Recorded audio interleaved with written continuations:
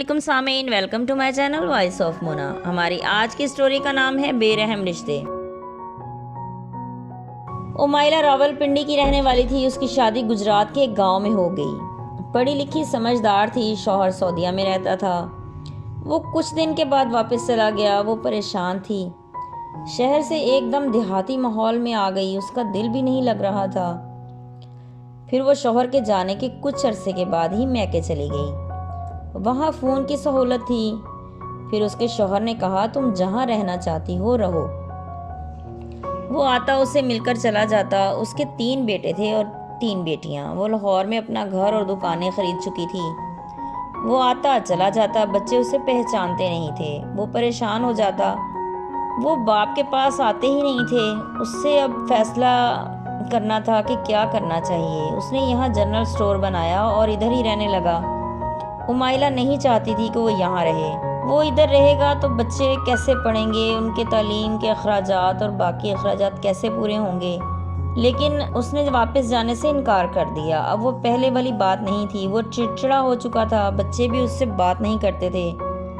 وہ باپ کی وجہ سے ماں سے بھی لڑتے۔ بڑی بیٹی کا رشتہ طے ہوا تو باپ کی وجہ سے ٹوٹ گیا۔ پھر دوبارہ رشتہ طے ہوا، وہ ملک سے باہر چلی گئی، دوبارہ واپس نہیں آئی۔ بڑے بیٹے کا رشتہ طے کیا تو امائلہ کو ہارٹ اٹیک ہو گیا۔ شوہر اب بھی لحاظ نہیں کرتا تھا۔ پھر چھوٹی بیٹی کا رشتہ آیا، اس نے منع کر دیا۔ اس سے چھوٹی کا رشتہ طے ہو گیا، اس کی جگہ اس کی شادی ہو گئی۔ وہ اپنے گھر چلی گئی۔ چھوٹا بیٹا باہر چلا گیا اپنی بہن کے پاس۔ درمیان والی بیٹی نے شادی سے ہی انکار کر دیا۔ ماں کو اسی وقت ہارٹ اٹیک ہوا تھا، اس کی ڈیتھ ہو گئی۔ امائلہ جا چکی تھی۔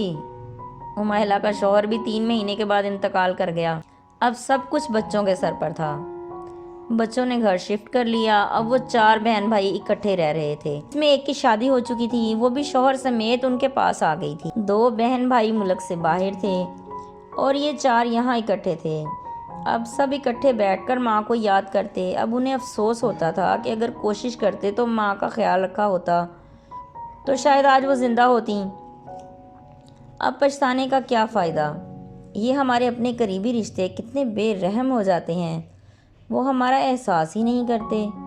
ان کے رویے ہمارے لیے تکلیف کا سبب بن جاتے ہیں، اپنے ہی اذیت دیتے ہیں، اور وہ اذیت ہماری زندگی کو بھی ختم کر دیتی ہے۔ جیتے رہیے، خوش رہیے۔ ملتے ہیں اگلی کہانی کے ساتھ۔